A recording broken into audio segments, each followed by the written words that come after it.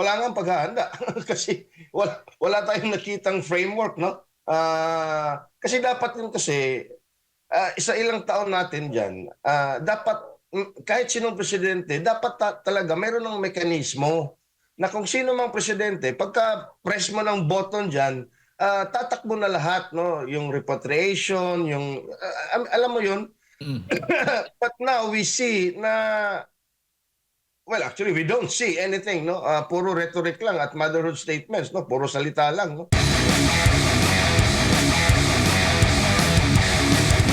Dito muna sa nangyayaring gulo dyan sa Israel at Iran at syempre yung latest, yung pambobomba nga ng Amerika sa 3 nuclear sites na dyan po sa Iran. At ano ba ang inyong tingin po dito? Ramdam nyo rin ho ba yung epekto? May direktang epekto ho ba ang kasalukuyang gulo dyan po sa Middle East? Well, any escalation, no? Anumang gulo dyan, lalo-lalo na yung latest na nangyayari dyan, yung US-Israel versus Iran war, talagang makaka-epekto yan, no, sa buong mundo, hindi lang sa Pilipinas. Lalo-lalo na sa Pilipinas because we source, no, 100% of our oil, I think from the GCC countries, from the Middle East. So, ibig sabihin yan, ngayon nga, ang forecast nila is almost 5 pesos na pag-increase, no? Sa presyo ng petrolyo, no? And then you have the security risks, the alignments between countries, no?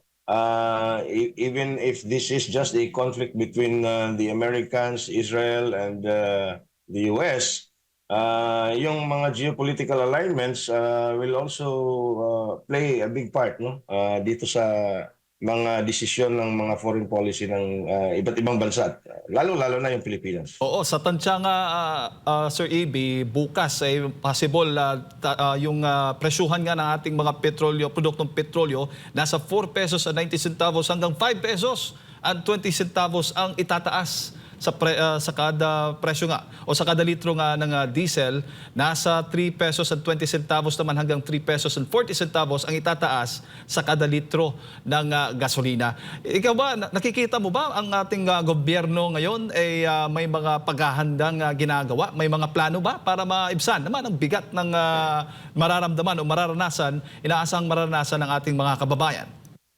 Yeah, meron akong nabasang announcement that they will already activate, no? Inactivate na daw nila yung parang, I think it was during PRRD's time, yung subsidy doon sa mga pampublikong sasakyan, no? Ewan ko kung how the mechanism works, no? Pero dapat din lang, no, na i-activate na yung ganyan, no? But more than the subsidy on the oil price, may malawak pa rin tayong problema, no? Lalong-lalo na paglalawak pa rin ang mga retaliatory strikes ng mga Iranians, no? Inumpisa na nga nila kahapon papunta sa Israel, wherein we have more than 30,000 Filipinos. I think the last count 6 or 7 na yung nasaktan. So, yun ang mas matindi because the repatriation plan, wala pa tayong nakikita, no, how to go about in addressing that situation, no. Pero hindi pa yan yung inaasahang pagtaas ng presyo ng produktong petrolyo, Jade, no, at mga kababayan. Yes. Because if this will go on, they are foreseeing more than $100 per barrel na oil, at yun talaga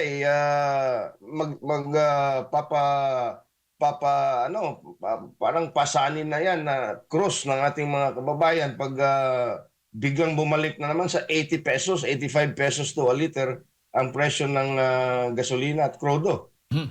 At gasolina, ay itong produktong petrolyo lamang pinag-uusapan natin na posibleng may direktang epekto nga mula nga dito sa gulo sa Middle East. Hindi pa natin nababanggit itong presyo ng mga bilihin, itong palitan ng salapi at syempre yung mga kababayan nating OFWs ay laking epekto din to para sa kanila, pati yung kanilang mga remittances, at babantayan din natin yung presyuhan naman o singil dito sa kuryente, Sir EB.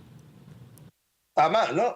Because yung presyo ng petrolyo, pag yan ang tumaas, cascading effect na yan because a large component, okay, because we should understand, we are a net exporting economy, no? Hindi tayo nagpo-produce ng ating kinukonsumo. Umaangkat tayo sa ibang bansa. And the biggest trading partner natin is China. So meaning, napakalaking component ng presyo ng ating mga produktong kinukonsumo ay transportation. So meaning to say, pag yan ay tumaas, given na yan, natataas talaga lahat, no? Ng mga produkto. Kasi nga, even if our products na kinukonsumo ay galing lang din sa Pilipinas, halimbawa, yung mga isda galing Palawan or mga isda galing Mindanao or karne kung saan-saan, ano pa rin yan. It will still entail cost to deliver it to urban centers like the Greater Manila area or the Greater Cebu area. So, tataas at tataas pa rin yan, no? And we see no end in sight dito sa conflict na ito. Oo, ang Senado nga, balita ko may ilang senador ay nakatakda o inaasahang maghahain din ng isang resolusyon para imbestigahan at i-monitor na rin yung mga paghahandang ginagawa ng gobyerno kaugnay pa rin po sa magiging epekto ng itong gulo dyan sa Middle East, Sir EB. At maging si VP Sara Duterte, kung namomonitor mo yung kanyang mga aktibidad, lalo na kahapon sa kanyang talumpati, nabanggit niya yung paghahandang ginagawa ng gobyerno. Sabi pa nga niya, walang plano, hindi tayo handa, walang plano ang gobyerno kung hindi tayo handa sa kung ano yung global shock sa tinatawag niya pagdating dito nga sa nangyayari dito sa ating mundo. Yeah, I agree. No? Hindi ko napanood yung buong speech niya doon sa Melbourne. I just seen some snippets. Pero tama si Inday, no? Wala nga paghahanda kasi wala tayong nakitang framework, no? Kasi dapat yun kasi sa ilang taon natin dyan, dapat kahit sinong presidente, dapat talaga mayroon ng mekanismo na kung sino mang presidente, pagka press mo ng button dyan, tatakbo na lahat, no? Yung repatriation, yung alam mo yun. But now we see na well, actually, we don't see anything, no? Puro rhetoric lang at motherhood statements, no? Puro salita lang, no? Kesyo ganyan. Pero yung mga natrap doon, ng mga kongresista at ilang mayor, automatic, no? Na-rescue kaagad. so again, this government, the incompetence of this government talaga is beyond my understanding. Bakit ganito ka-incompetent itong gobyerno na to? Jada. Oo, Sir Ibi, bago ko lang ipasok kay partner Admar, paano na lang kung makikialam ang China dito nga sa gulo sa Middle East? Anong possible maging epekto sa atin yan? Well, yung China at Russia, hindi natin yan masaseparate, no? With Iran because they have agreements, no? Russia especially, and most especially China. China brokered the peace deal between the Saudis, no, and the Iranians, no. 90% of the oil exports of Iran goes to China, while 90% of China's consumption of oil comes from Russia.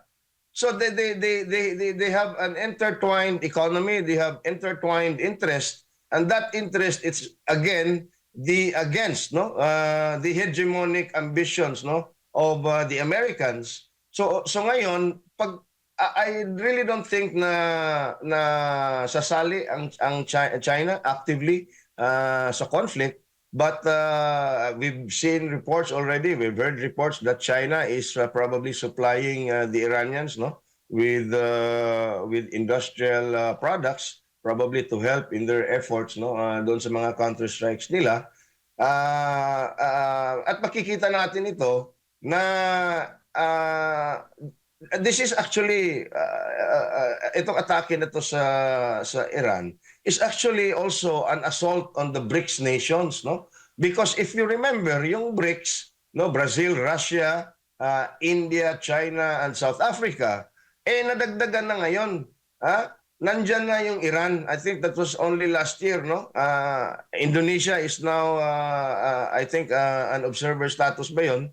And Thailand, I think, no, Malaysia is also applying, no. So ito talaga, this is the American hand, no, na gustong supilin yung the rise of the global south, the rise of a multipolar world, no. na hindi lang Amerika ang superpower, maraming mga superpower. Secondly, it is also to protect the regional hegemonic agenda of the Israelis. No? So it's a symbiotic relationship between Israel and the Americans, no? On a larger global stage. Ang proxy ng mga Amerikano sa Middle East ay yung Israel. So ngayon, yung China, I don't think it will actively participate, but it will not abandon Iran. But who knows really if push comes to shove. They would probably not let things unfold in Iran na wala silang ginagawa. They owe it to the Iranians as well.